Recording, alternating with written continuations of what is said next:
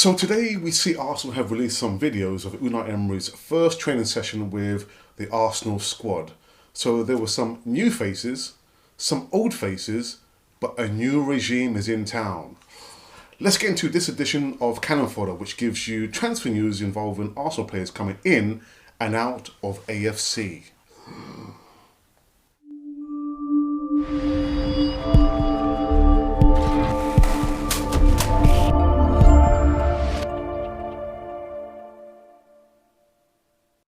Hi and welcome again to Cannon Fodder, the channel that gives you transfer news involving Arsenal players coming in and out of AFC.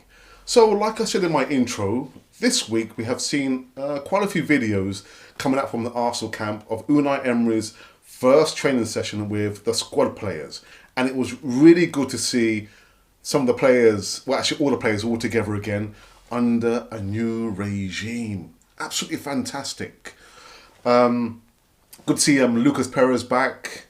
Yeah, all the boys there, man. Just like, you know, being worked hard by Unai Emery's team of professional coaches and trainers and what have you.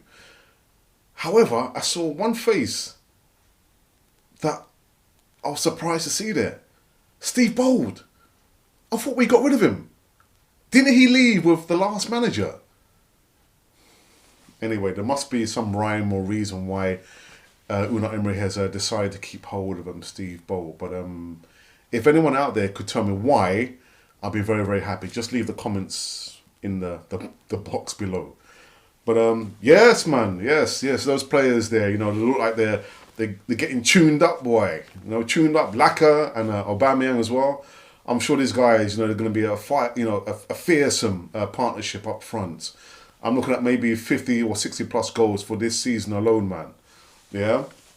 But yes, man. Yeah. The team look ready for the first match, which is going to be a home match against Man City. And I'm definitely going to be there doing some interviews and what have you. Hopefully I can get a ticket to go inside the stadium there. But yeah, so that's it. Let's go into some transfer news now.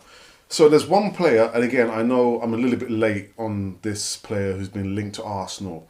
Not only now, apparently, we were linked to this player even at the times when Alexis Sanchez was heading for the door.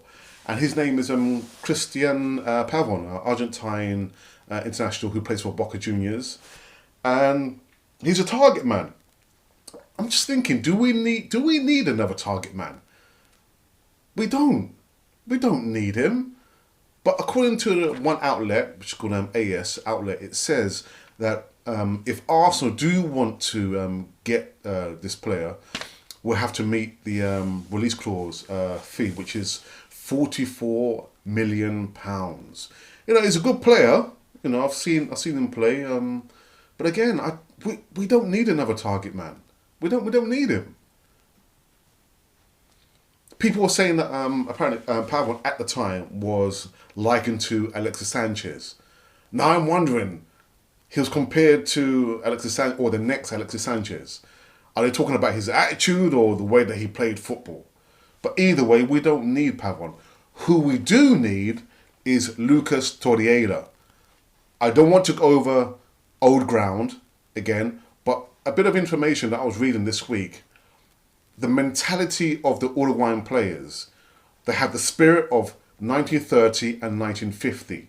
Why? Because these were the two times that they actually won the World Cup. And it's interesting because they have this mentality to do or die, fight for the cause, which is to win. Clearly, we've seen Torreira, the way he plays there, he's like a little general in the midfield. So this is the kind of mentality that we want. This is the mentality that we need to have in the midfield. So forget about, you know, Christian Pavon. I do apologise, but no, we need this boy Torreira. Another bit of information I read on the internet there from the Mirror, Irish Mirror, is that apparently he turned down the option to do a medical. Now, hang on a minute. This boy is currently in the middle of the World Cup.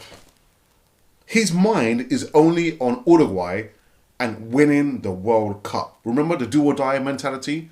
At all costs to win? Now I'm thinking, do I believe it? Yes, I do. Because he's not thinking about, Arsenal right about now.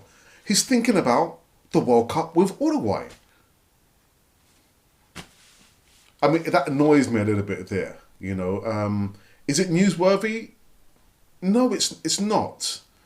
What wouldn't be newsworthy is seeing the boy with the Arsenal jersey holding up the Arsenal jersey saying, yeah, I've signed for Arsenal. I'm a gunner now.